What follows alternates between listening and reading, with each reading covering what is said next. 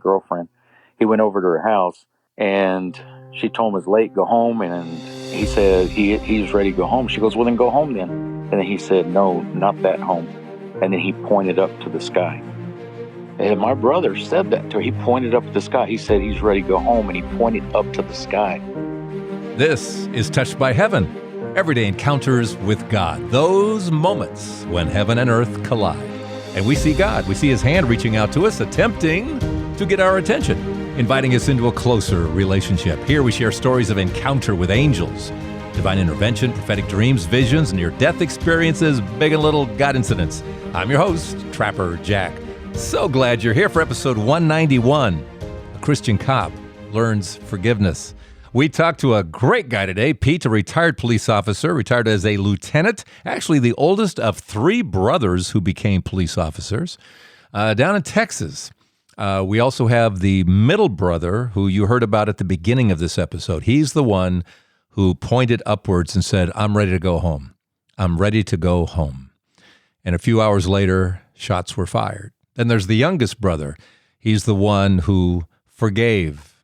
And then there's Pete, who it took, a little longer process. And blindness is involved in that process. There is physical blindness, and then there's spiritual blindness, right? Actually, I can tell you that the spiritual eye chart's a little bit different. Can you read the next to the bottom line? ANGEL. Good job. That's good. Yeah. Just so you know. Now then, there's also a dad in this, of course. If you're going to have three police officers, there's got to be a great role model, and there is in Dad. This dad, there are some characteristics that initially you might think are weaknesses. The boys did. But as it turns out, Dad had some special strengths. So let's get underway with Pete. I always ask, how'd you find the podcast? In Pete's case... That's a good question. It showed up on my podcast one day. Apparently, my wife found it and put it on my phone because, I started losing my eyesight, so... Instead of watching a lot of TV now, I listen to a lot of different podcasts. And so I guess she finds some that she thinks that I might find interesting. And one day I looked and this one was on there. And so I clicked on it, and it was probably a couple episodes. Was it Rodney? Oh, just a little bit ago. Yeah. Rodney who got shot. Yeah. Right. I'll tell you what, God bless Rodney. That's a miracle right there. A million times over. Yeah, on so many different levels. So many levels. Surviving and how we went to God in all of it. And how God intervened in all of it. It's just amazing. That's an amazing story. I love hearing about God at work. Even for those of us that are believers, it doesn't hurt to get a reminder from time to time, To take the Christian view and the Christian way of any job, in your case being a police officer. Talk about that a little bit, would you? I don't know how you don't get jaded, to be honest with you.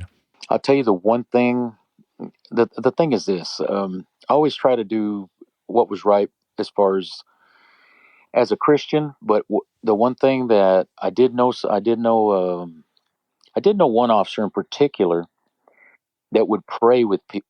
He would pray with people. We're not supposed to do that. We're supposed to be straight, narrow, impartial, and don't show your faith or anything else. So one of the major regrets I have is not having prayed more with people, because when this life comes to an end, it doesn't matter if you followed those type of rules or not. Sometimes people were going through devastating things where they needed someone to pray with them. So there was this one officer that he didn't care. He would pray with them, and no one ever complained on him. It never was an issue. Oh, and I'll tell you something else. I was the first one to become an officer, and my mom always worried. She always worried that I was going to get hurt. And I would tell her, "Oh, Mom, I'm going to be fine. It'll happen. Nothing's going to happen."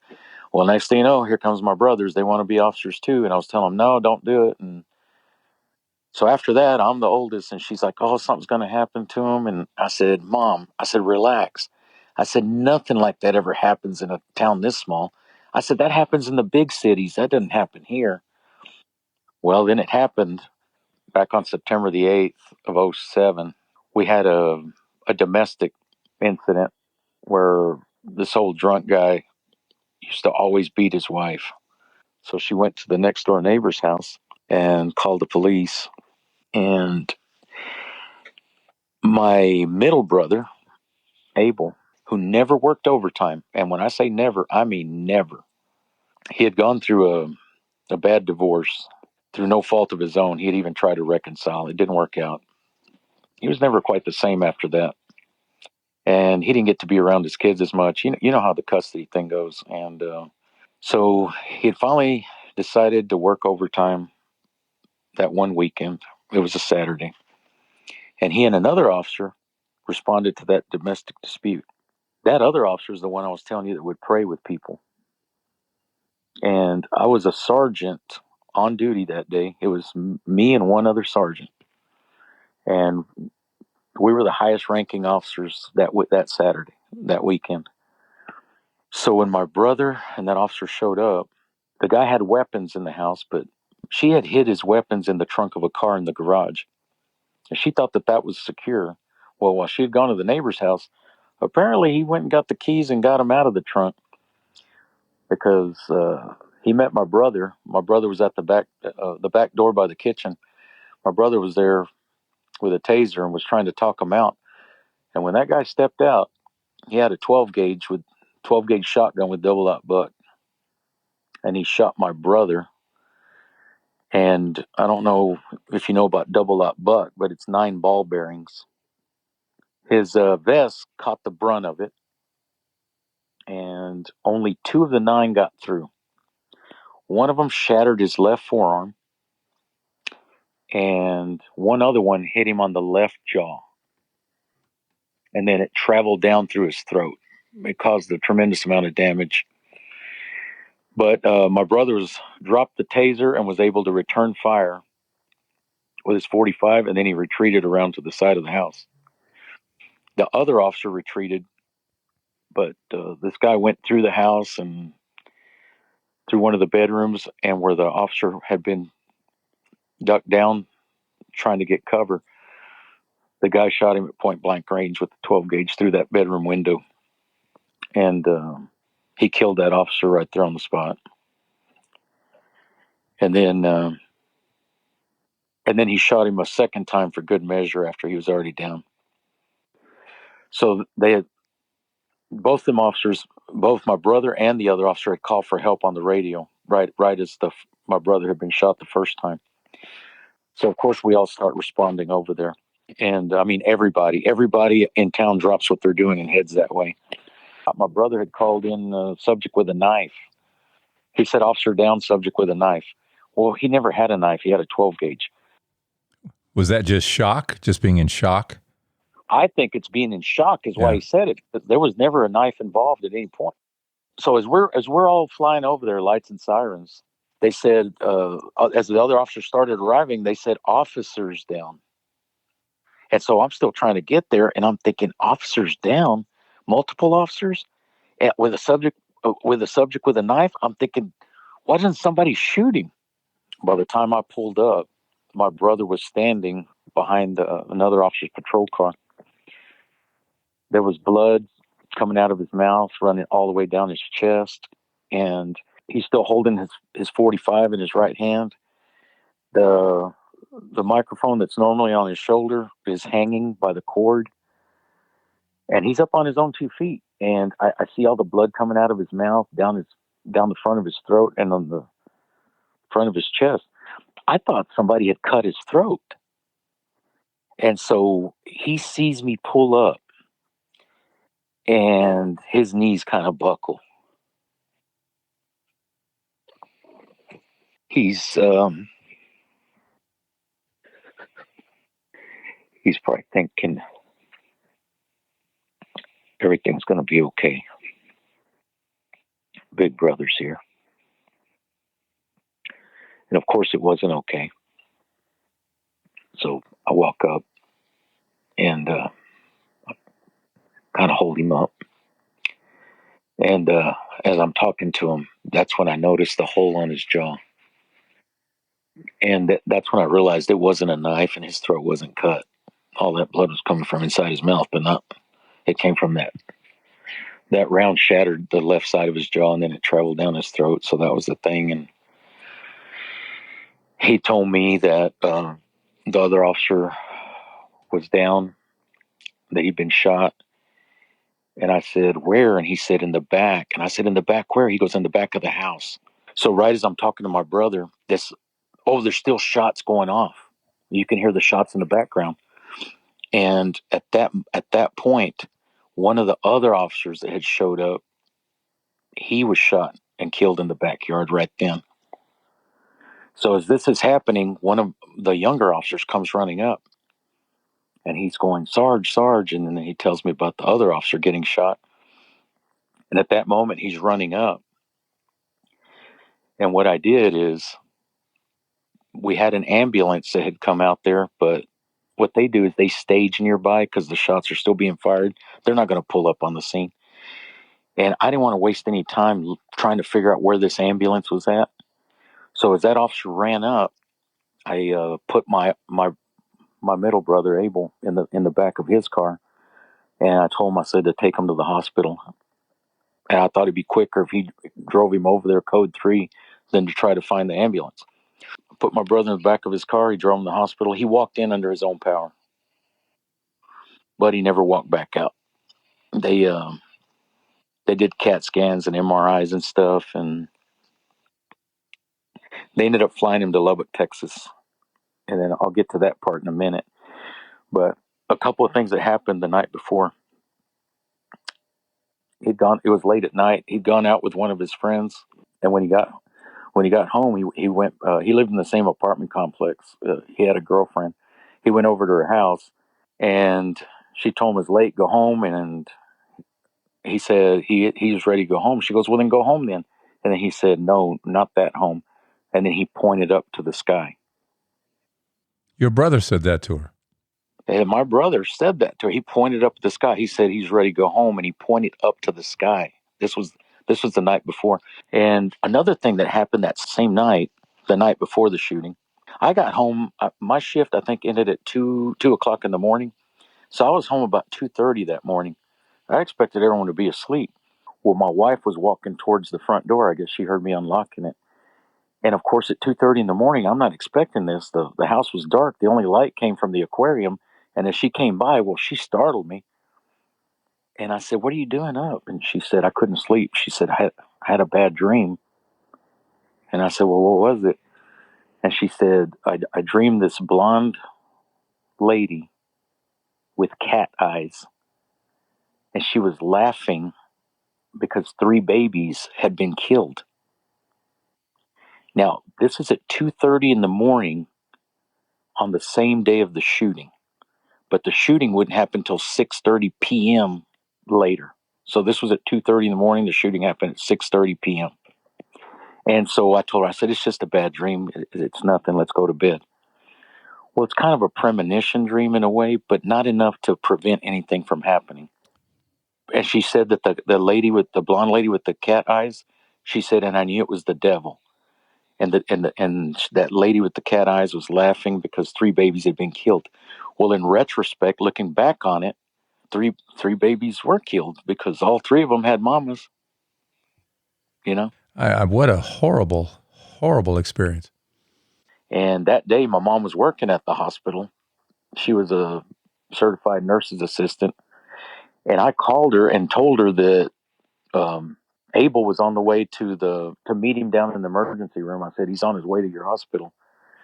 And she said, what happened? I said, he's going to be okay. I said, he's up and talking. I said, but he has been shot.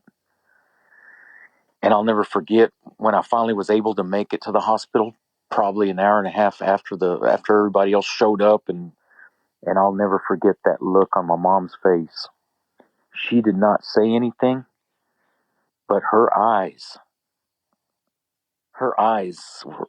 spoke volumes. It basically was, I told you this was going to happen.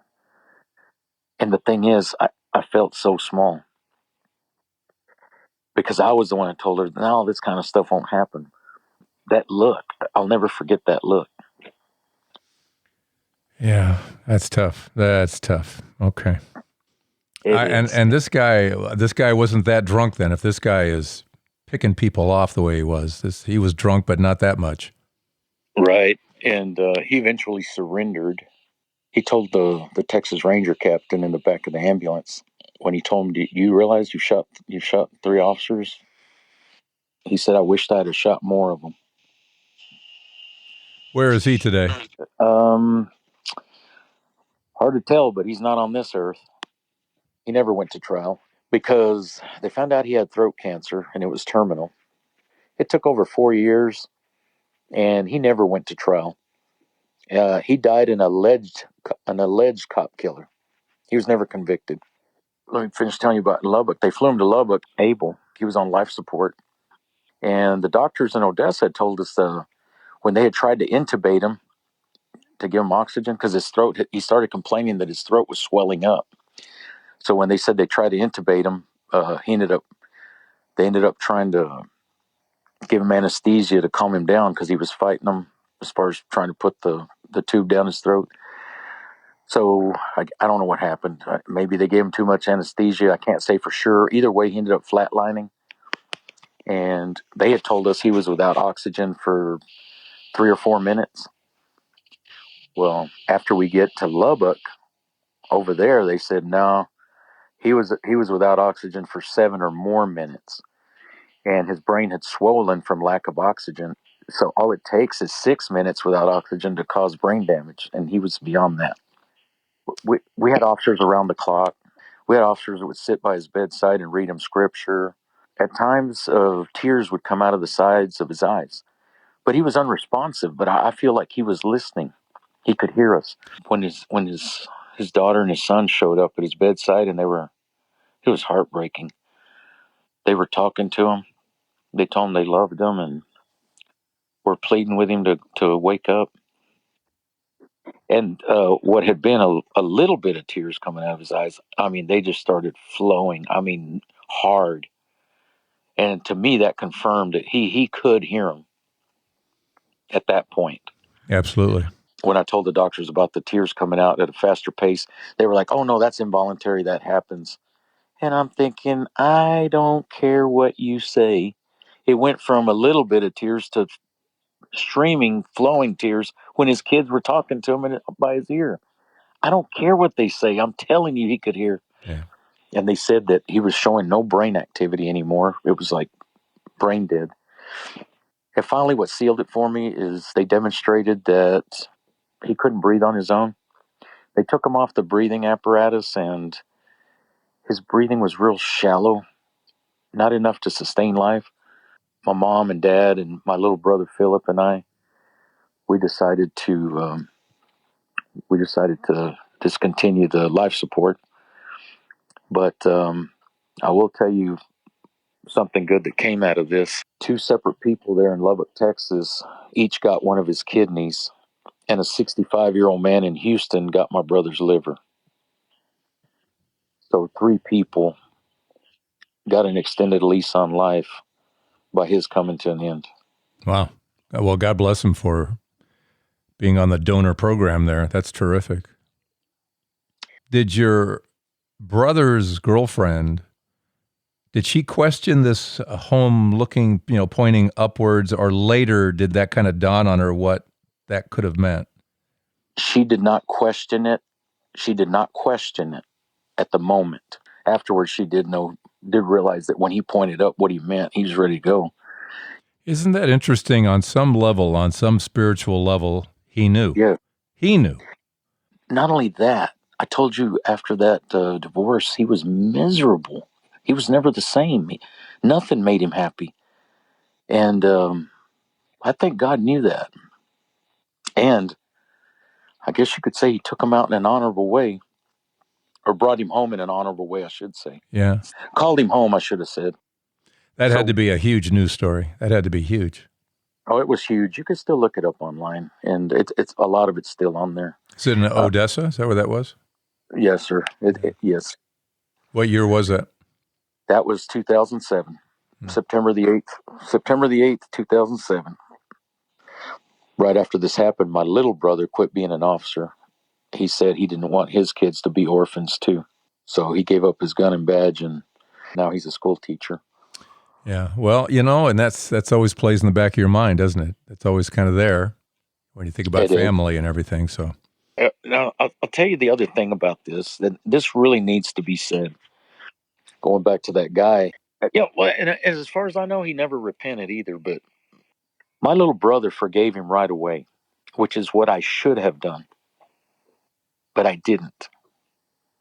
And I didn't find out till about 3 years ago that my little brother had wrote him a letter in jail telling him he forgave him. Really? Yeah. And I asked him, I said, why didn't you tell me? He said, because I knew you wouldn't approve. Was he right? Oh, he was right. I told him, Yeah. I said, if you'd have told me that, I said, I would have wrote him another letter in jail telling him I didn't forgive him. I should have done what my brother did, but I didn't do that. And now here's the thing. I have forgiven him now, but at the time I didn't. And I know, and I should have, and I knew better because I know God says, vengeance is mine, saith the Lord. And I knew that, but I was so angry and bitter.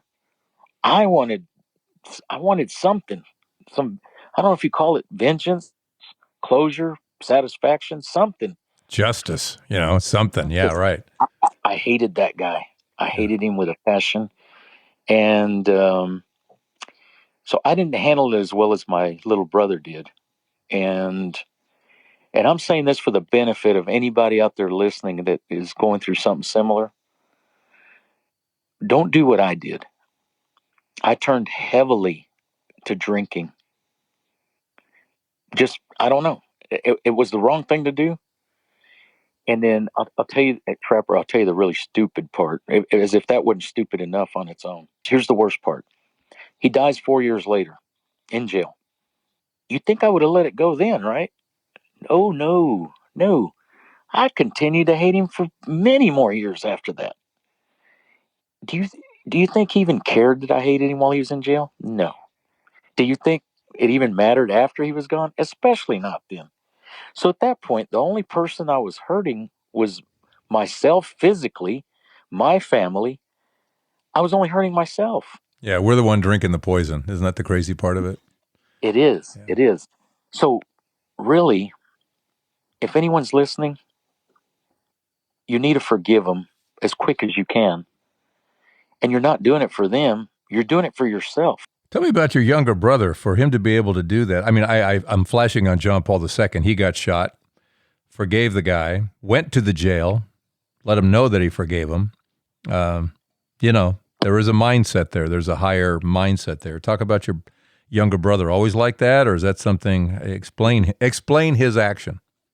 Well, I can't explain it other than to say that his he's always been on a higher, I don't know if you want to call it spiritual level, or he took the lessons that we're all supposed to know as believers. He took it to heart. I'll tell you where I was mistaken by this, because I looked at his reactions and behavior. I looked at it as indifference or not caring. Like, he doesn't care as much as me. Look at how much I'm hurting. It seems like it doesn't even bother him. So he must not care as much as I care. Oh no, that wasn't it at all. He said he knew that he was up there with God. So he was happy. So he wanted to do everything in his power so that someday he might go up there with him and get to see him. Now it's funny. I look back on it now and I realize it now, but Well, you got there though. Eventually, you got there, Pete. Not everybody gets there.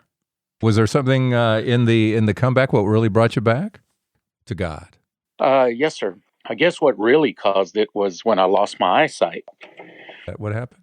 Part of it is diabetes. Part of it was glaucoma. I was getting injections in the eyes with some liquid. It was supposed to stop the retinal bleeding. And it somehow caused glaucoma in my eyes because I'd never had glaucoma.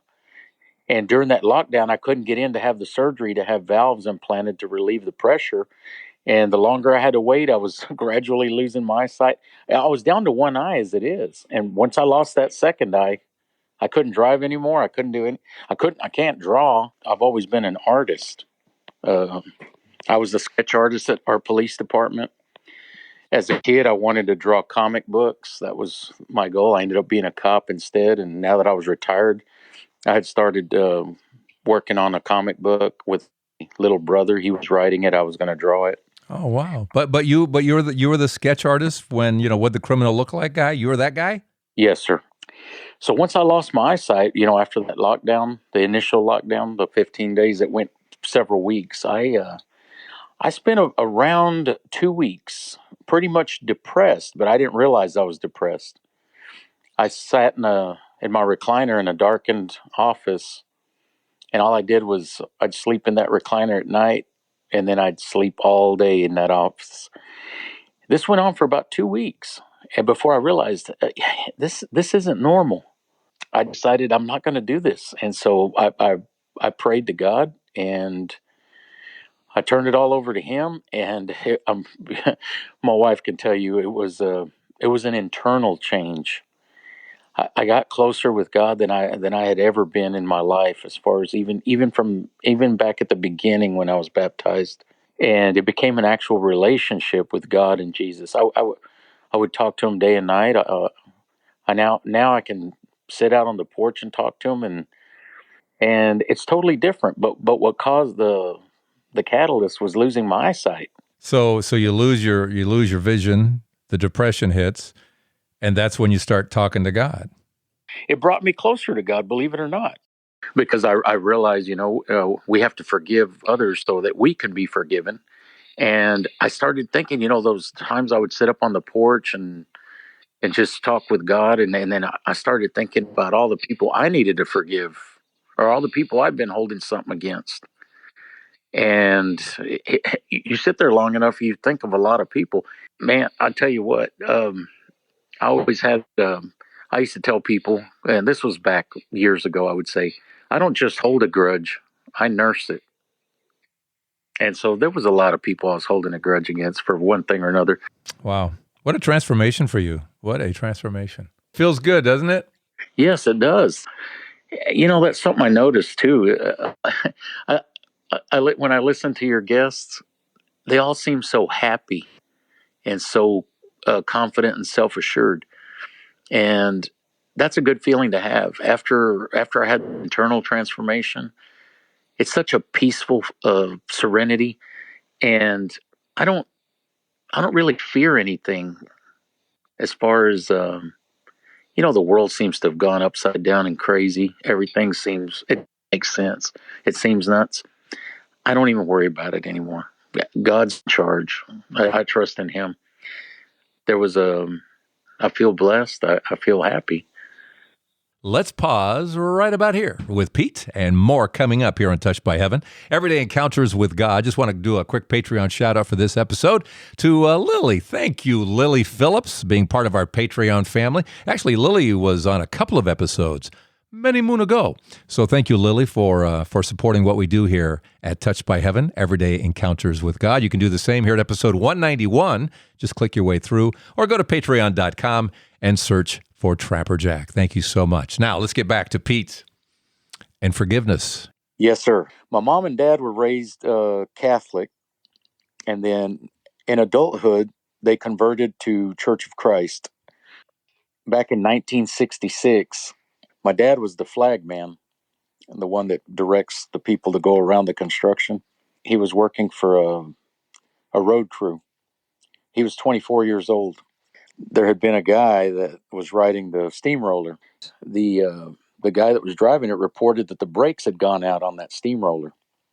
So instead of shutting it down and repairing it, what they did is the next day they all showed back up for work, and that guy that was driving it refused to get back on. So what they did is they had him switch out my dad. So my dad gave him the flags, and my dad got up there. Knowing or unknowing? He knew what they reported, but my dad was the type to follow orders and just whatever they tell him. But so he hops on. It wasn't long before he said that the brakes did go out, and he started heading towards an embankment, and it was going to roll down, and he panicked, and he said he knew he needed to jump off. The top of it is just open air, and he said he could see it headed towards the embankment, and he was steering it that way so he wouldn't run over anybody in front of him because it wouldn't stop. And he was afraid it was going to flip over and land on top of him and crush him and kill him. But he couldn't bring himself to jump. He was basically panicked, and he said he just gripped the wheel as tight as he could. And next thing you know, he said he felt two strong hands grab him from both shoulders, and it pulled him backwards and threw him off. And the steamroller continued. It went off the embankment, and it rolled over and landed wheels up. So his life was spared by invisible hands that grabbed his shoulders. Now, the bad thing is his back landed on a pretty good-sized rock, and it ended up breaking his lower back. So they took him to the hospital, and he was in excruciating pain. And it took about, I think he said it took about 8 months. But after that, he was okay. But for those 8 months, he was in wearing a brace and stuff. He wasn't paralyzed.